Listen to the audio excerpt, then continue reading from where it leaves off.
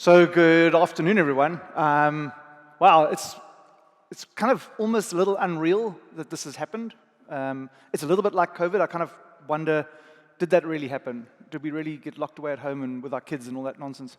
And we've been talking about doing this thing for so long, and for it actually finally to be here it's just awesome.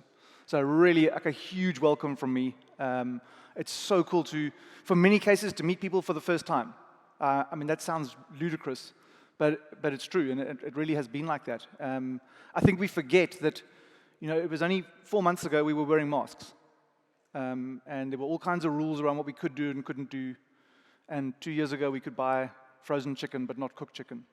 And we had to go to a friend's house and get wine, as we do. So, yeah, I mean, really welcome.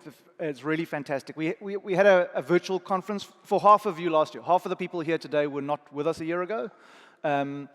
And that was we were very conscious that it was a second prize, but it was better than no prize. But this is just infinitely better. So yeah, I'm really, really stoked. So to the guests who are here, welcome. To our partners, the sponsors, the product providers, I mean, big welcome to you guys, thank you. And then this is really about everyone else. This is about the advisors. It's about you guys. I really hope you enjoyed today. I really hope you take something useful out of it. I want to just go around the room, and if you can just raise your hand when I mention your province to kind of give us a sense of where everyone's come from. I'm going to start with the Northern Cape, and I don't think we have anyone. Is anyone from the Northern Cape? No? Okay, let's go around. Northwest. Hey, Limpopo. Fantastic. Mpumalanga. Gauteng. Hey, yo. Free State. Come on, Jerry. There you go. KZN. Fantastic. Eastern Cape. Yep. And then Western Cape. Wow. Okay, so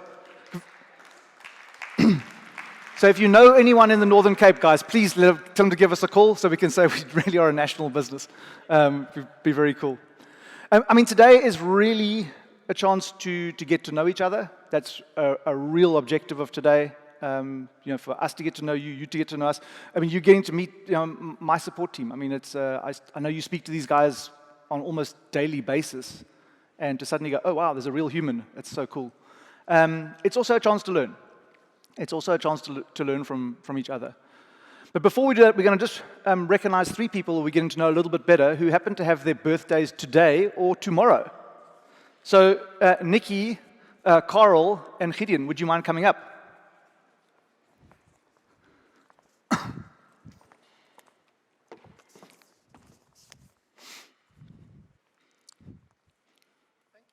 Happy birthday. Congrats.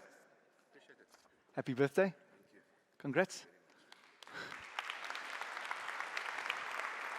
Happy birthday. Thank you. So nice to finally meet you. There you go.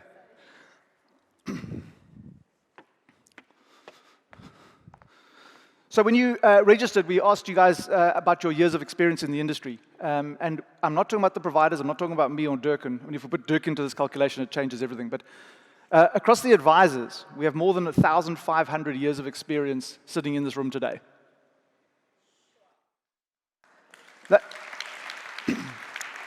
And anything that you're thinking about in your business today, I guarantee you other people have thought about the same problem. And it'd be really good for you to connect with them and to have that conversation, because they may have come up with an amazing solution that you just wouldn't come up by yourself. So talk to people and really use the chance to learn from people. You're going to hear a whole bunch of different speakers today, and we've very deliberately done that. We've really deliberately pulled different people together to give you different perspectives. Now, perspective is unbelievably important. If I was given a problem and I was put in a room to solve it, I'd come up with a particular solution. If you put somebody else in the room to think about the same problem, they'd come up with a different solution, because their perspective and their background and their training and all sorts of things are different. And so when you're listening to people today, particularly, it's nice to listen to people that you instantly connect with and go, oh, I agree with that completely. But it's probably more useful to listen to the guys where you go, this sounds a bit of an odd way of thinking about things. So if you're utterly convinced that tech is everything, and you hear someone talking about people and relationships, maybe you should listen. If you think, we should have no tech in my business, and someone starts talking about tech, you go, well, maybe I'm missing a trick. So really taking that opportunity to get diverse perspectives from people. You'll see on your table there's a book. Please put your name in it. Please make notes in it as the day goes on, and take it home with you and reflect back on it afterwards. And as you look to grow your business, reflect back on that book and kind of go, oh yeah, that was a kind of cool idea. I should do that. I mean, don't try and change 10 things at once.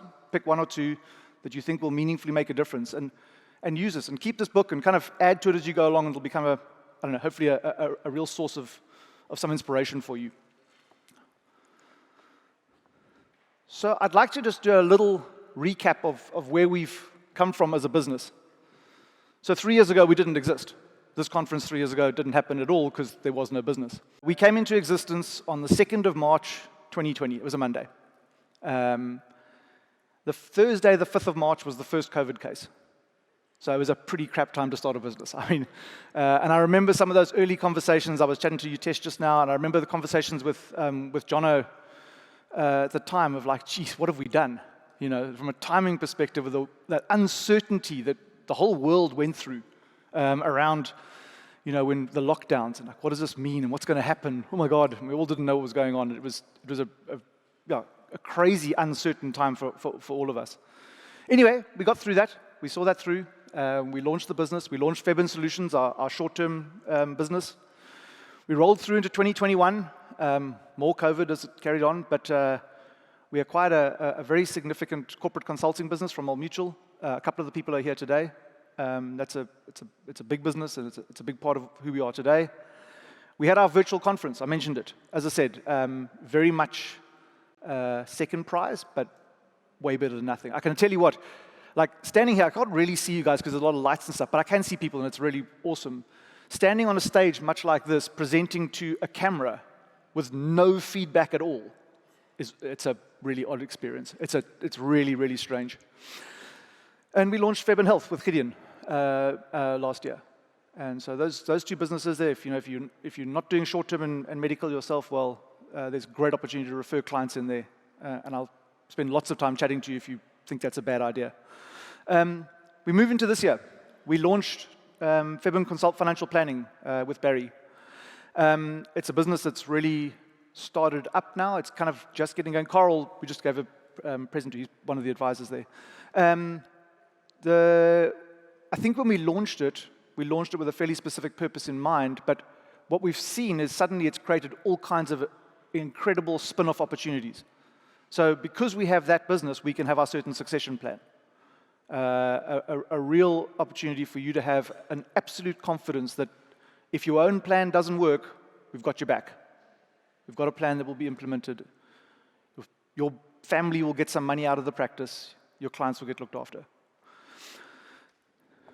We became, in the early beginning of this year, we became a top 10 risk brokerage in the country. So risk business is one of the lines that's tracked really accurately. And yeah, with no real particular effort. I mean, we don't drive sales with anyone. And certainly, people just kind of get on and look after clients. We made it into the top 10 already. And we're certainly growing with that piece, and I guess that's well done to you. And then we got here, our first in-person conference, which I think is it's really awesome. So this is kind of our first conference. I mean, last year was, but this is kind of taken over from that.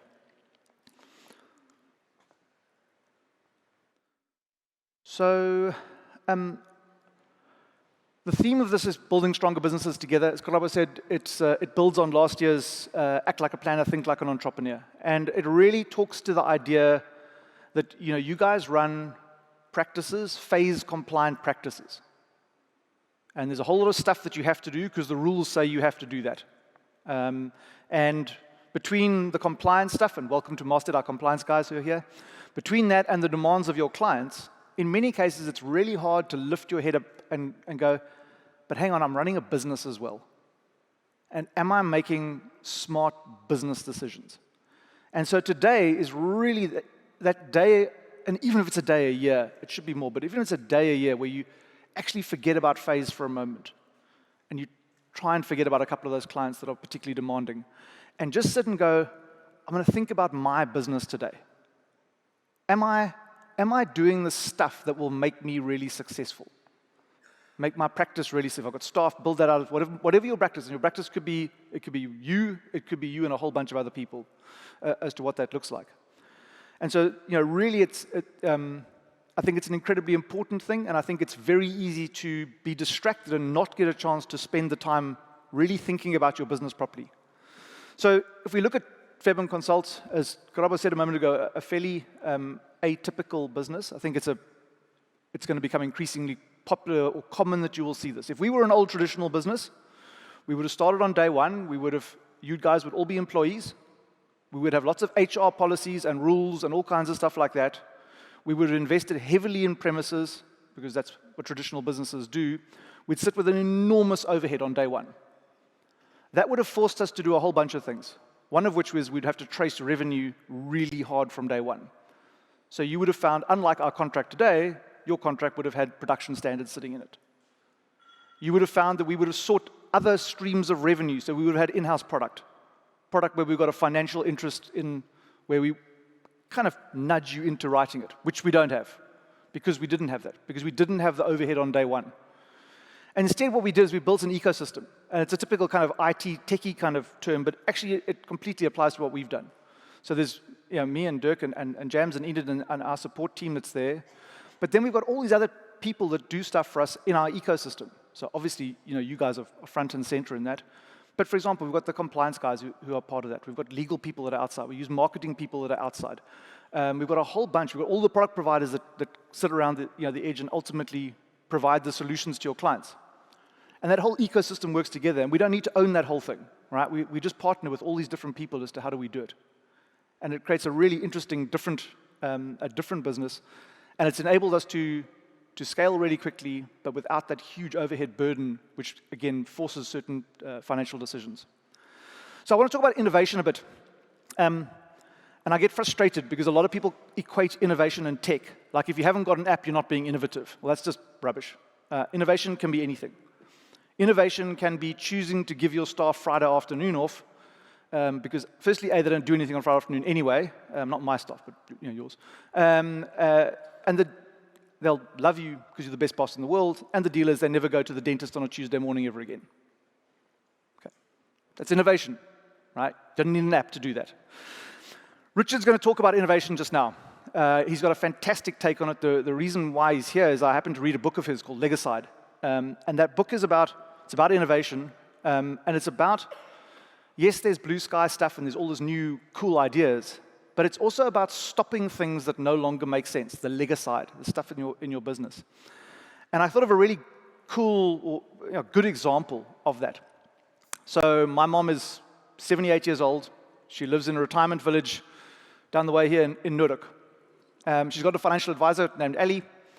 If 3 years ago, so 2019, Ellie had phoned her up and said, I'm going to schedule a review with you and we're going to do it over Zoom.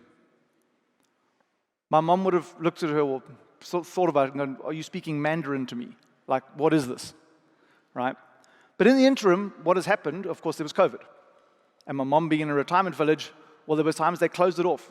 I couldn't go visit her. My kids couldn't go and visit their grandmother. And so what did we do? We spoke to her on Zoom, and on WhatsApp, and on House Party, and on Teams, or whatever. Today, if Ellie wants to see my mom on Zoom, she says, hey, Janet, I'm going to schedule a Zoom meeting, and off she goes. Ellie doesn't have to get in a car and drive from CBD all the way down to Nurek to see my mom and do that. And I think there's a whole group of advisors, who looked at the whole situation with COVID, and when suddenly, so if you've been around for 10 years, you have clients all over the country, okay, because they just won't stay still and sit in the same place. And so most advisors spend a very high proportion of their time in cars going to go and see people because the clients have moved all over the place. Now, there are certain meetings where you absolutely should get in your car and go and see somebody, or get on a plane and go and see somebody. But most of the meetings aren't like that. Most of the meetings, Zoom will do just perfectly. For a straightforward thing where it's a simple review where nothing's really changed. And instead of seeing that client once a year, by doing that, you can see that client twice or 3 times a year. And if we look at the advisors that thrived during COVID, they went, okay, I can't meet new people. That's okay. I'm just going to double down my service to the existing clients. And so you saw the clients 2-3 times a year, And because your service had gone up to the client said, yeah, I've got this other money, can I bring it in? Or maybe there's this friend of mine, can you chat to them as well? And we saw people have their best years during COVID because of that. And so an idea that seemed normal 3 years ago of getting in your car every time to go see someone, suddenly you go, well, maybe it doesn't make so much sense. And it's, I think, a great example of Legicide.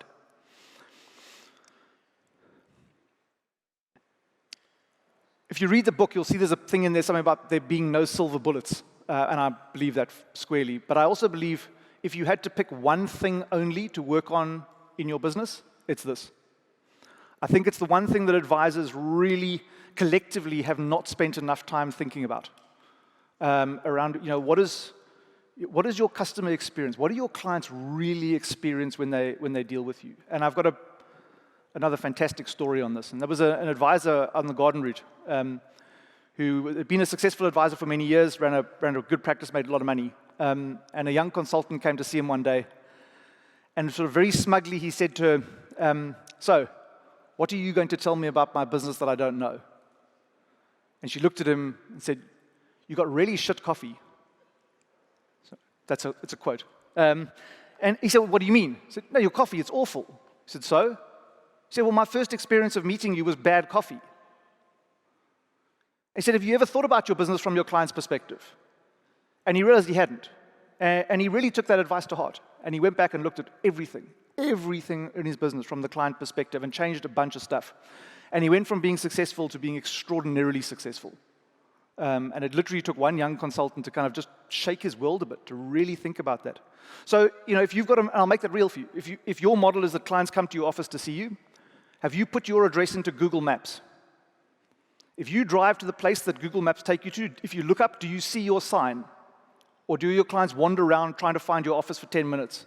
And so their first experience of you is, I can't find you. Have you thought about the reports that you send people? Is it stuff that the humans understand?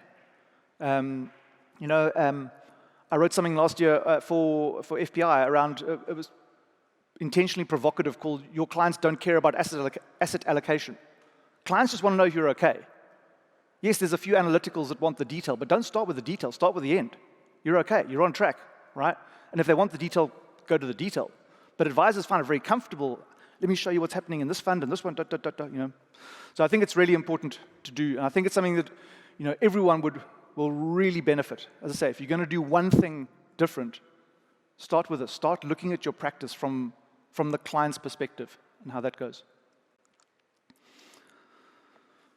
So just wrapping up then, as I said, please do make notes in the book as we go along. Please keep the book. Please take it with you afterwards. Please refer back to it. And as you go through, some other talk somewhere, or you read an article that's interesting, make a few more notes down, because, you don't have to jump in and change everything in your practice in one go, but it will only change through deliberate action. If you sit down, consciously decide, I'm going to do something a little different, in my business to move it up to the next level. As for today, please take the opportunity to meet each other, to meet us, to meet my team, to meet the providers. As I say, there's more than 1,500 years of experience just there, and there's a bunch more with some of the other people around it, and really leverage that. Many of the speakers will be around for the rest of today, either during the tea breaks, or they'll be around for the function this evening. And if someone says something that interested you, go and chat to them. Say, hey, you said X, Y, Z, what do you think? How does that work? What would that look like? Please, I know the guys would love to engage you and to talk about that. And so from my side, I really hope you enjoy today. I'm looking forward to meeting the people I haven't yet met. I'm going to hand back to Karabo. Thanks.